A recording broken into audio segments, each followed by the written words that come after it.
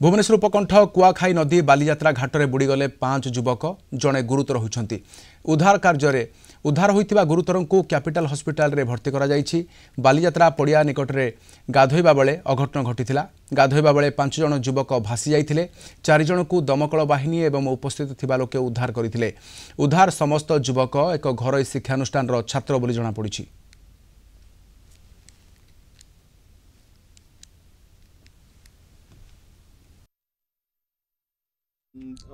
पांच जन सांग मैंने आसी से कुआखाई रिवर को से जड़े पानी बुड़ी जाती खबर मिलता आमको फायर स्टेशन तरफ मंजेश्वर फायर स्टेशन प्रथम अटेंड करथिला एवं आम सर्च ऑपरेशन आम जारी रखी आम सर्च करने लाइफ बॉय लाइफ जैकेट सह आम कुआखाई रिवर प्रत्येक करेन्ट जो टर्निंग पॉइंट अच्छी आउ से जो बेणा बुदा टाइप सब अच्छी आम प्रत्येक जगह सर्च ऑपरेशन करूँ एवं आम परिशेष आम पाइगलु प्राय 1.5 घंटा पाखापाखि लगे सर्च ऑपरेशन आम हॉस्पिटलाइज विथ आम्बुलांस आम हॉस्पिटल पठाई देछु।